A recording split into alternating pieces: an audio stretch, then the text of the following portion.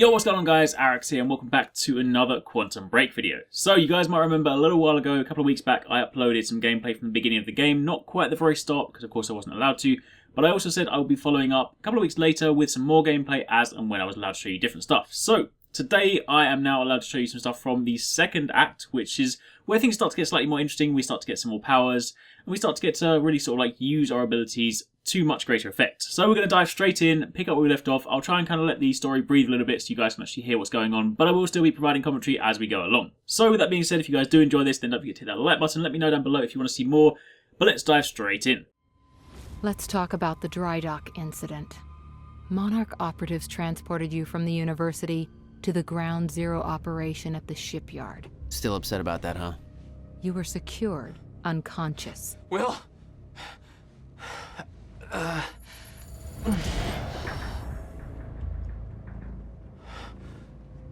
Liam Burke went to retrieve you, and you were gone.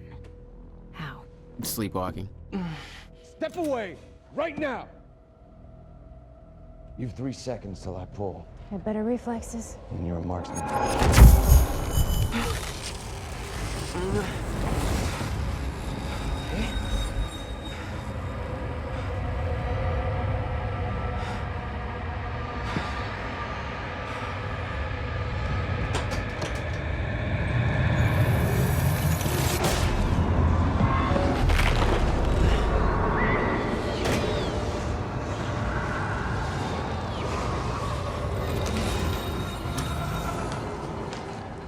We know Beth Wilder assisted you in some manner. Then I'm guessing you know the rest. No, because everybody who saw what you did next is now dead.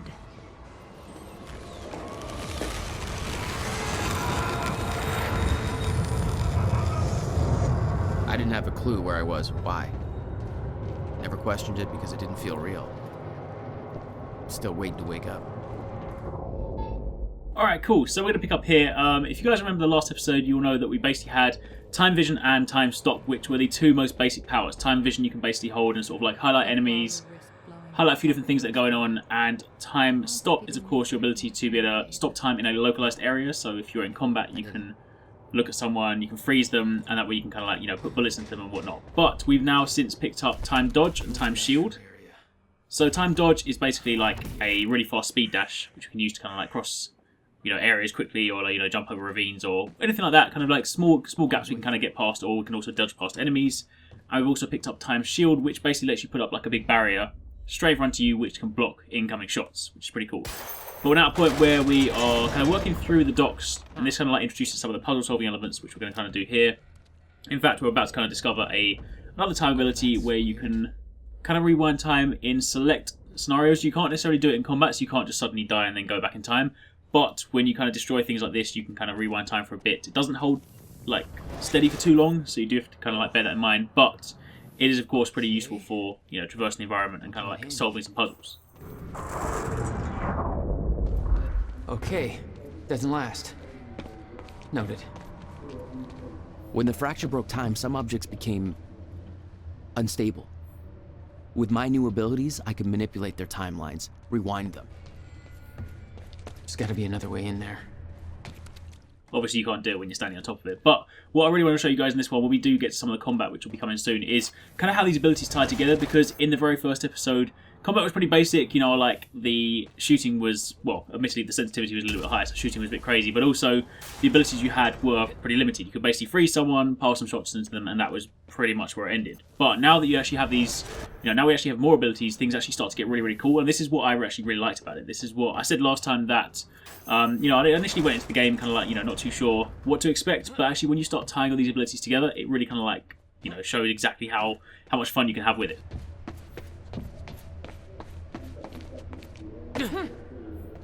Still no word from Burke on Jack Joyce's position. Very well. Ready a chopper for me at the dry dock. I'm heading to the island. Roger. We'll have the chopper. Seeing Paul's face on that screen, it was some kind of sick reminder. I couldn't escape what had happened, what he did.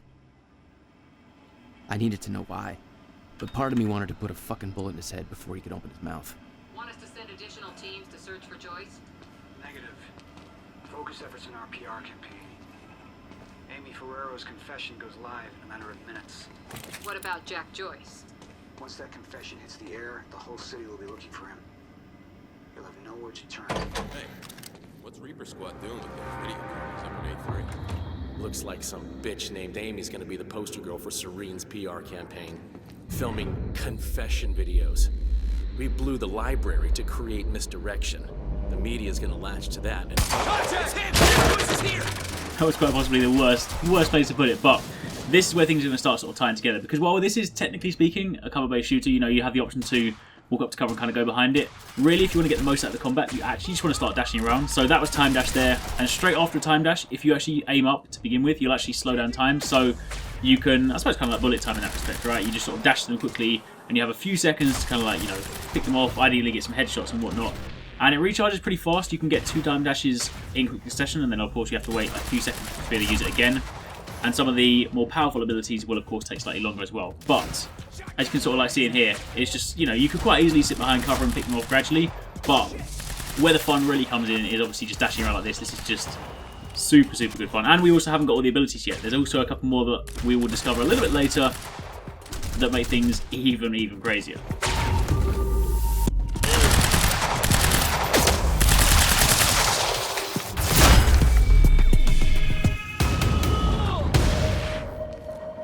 That's for Will.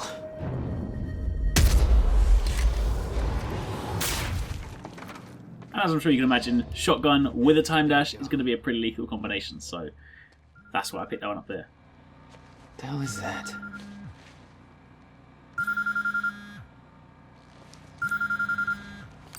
Hello?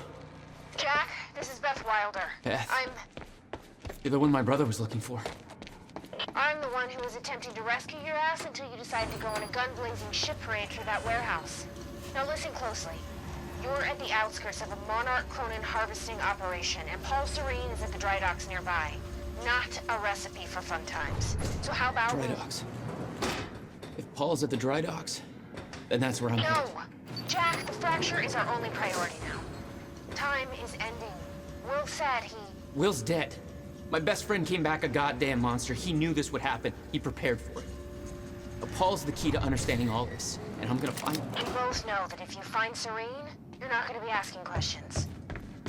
Think this through.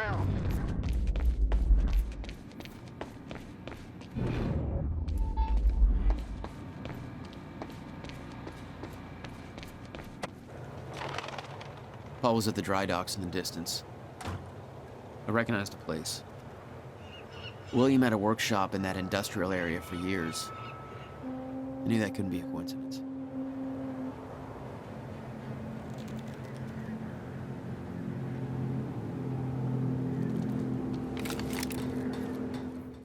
Alright, so next up, kind of the person we're actually working towards at the moment. You might remember from episode 1, we came across this girl here who is basically trying to frame us for what actually happened. I'm going to try and avoid like talking about too much in case you guys didn't see the first episode.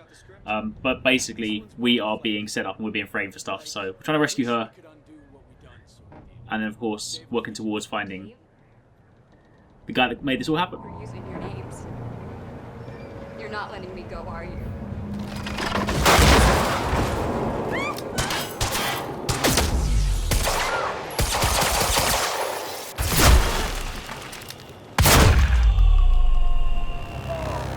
Definitely when you're playing this, if you have a shotgun, or if you see a shotgun, it's so worth grabbing because the time dash just means you don't have to... I mean, obviously I didn't use it there, but the time dash just means you don't have to fight from range, and it will just... Wait, you know me? Make things much quicker. What's going on? I am so sorry. I didn't want to, but they made me do it. They made you do what? What is this place? They forced me to make false confessions for the news, I think. I'm so sorry, Jack. They were armed. Hey, whatever you did, it's not your fault. None of this is your fault. I'm just glad you're okay. Listen, I need to get to the dry docks. Do you know the way? No, I don't think so. But they took me in through a security station nearby. I can help you find a way through there. I owe you.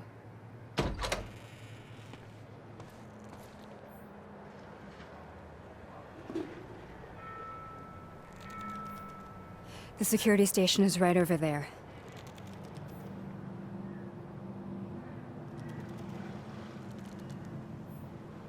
Oh, I knew Monarch had a dark side, but this? They're controlling the entire media, everything. They can't cover this up. It's too big. They can, trust me.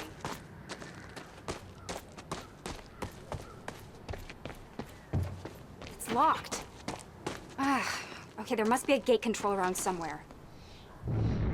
Yeah, I'll check. Monarch's twisting the story for the media, claiming the protest went hostile and that he detonated the library. Alright, this is where things kind of get cool as well. This is what I've actually like really enjoyed about this as well. It's not just, you know, giving you powers. It's not just like combat, you know, back to back. You do also kind of get these exploration sections, which is of course, you know, the kind of sort of thing you'll get in these Remedy games anyway. But the sort of kind of quick time puzzles that you get are actually pretty fun. So this one, of course, the gate closes too fast, so we need to try and slow it down. So messed it up the first couple of times, but we're going to jump straight forward to the point where it actually works. And yeah, it's pretty cool how these all tie together. What I'm also going to do here, I'm actually going to jump forward a little bit just because there's a lot of kind of like roaming around here, and I want to get to some combat sections so you guys can actually see the powers tied together. So, for the time being, let's jump forward a little bit, and we'll pick up right there. Okay, cool. So, this is basically just sort of like just off the section you just saw. But we actually now get a new power here, which is pretty cool. This is like Time Blast.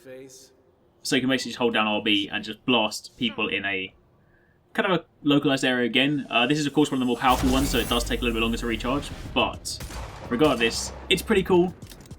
Cheeky achievement there as well. But here's where the combat starts to get really cool. This is where we can actually start tying things together. You can see now I've got my 5th ability. So now when you start linking them all together, especially when you go up against some of the heavier guys, at the moment these guys are quite easy, but we're going to kind of encounter some heavy like machine gun guys soon, and this is where you really start tying things together.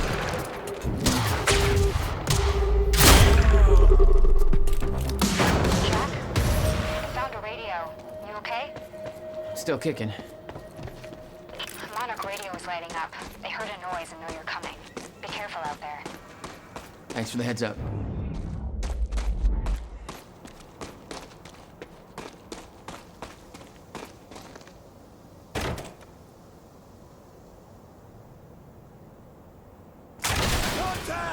Oh, great. Shotgunner advancing on hostile! Mother... You wanna talk this out? I didn't think so.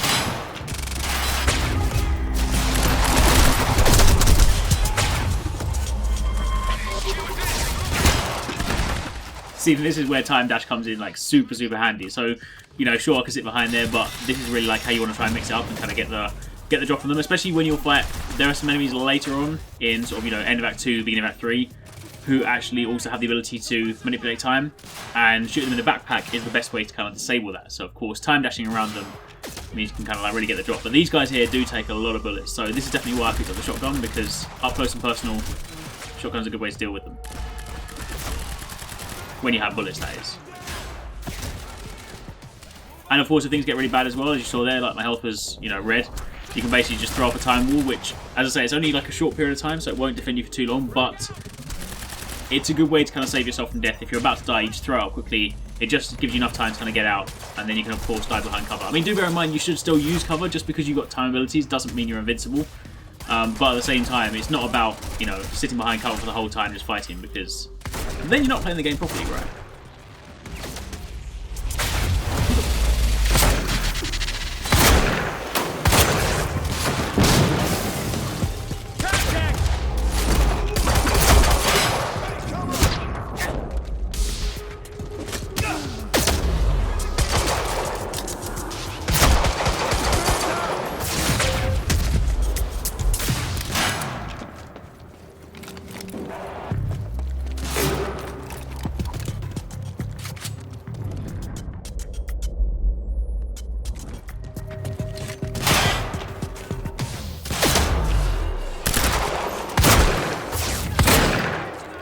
There we go.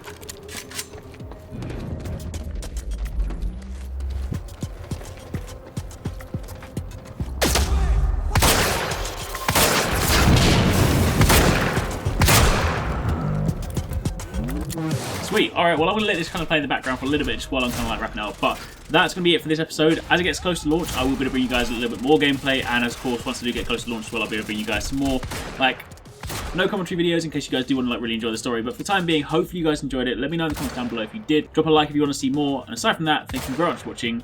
Take it easy. Catch you next time. Peace out.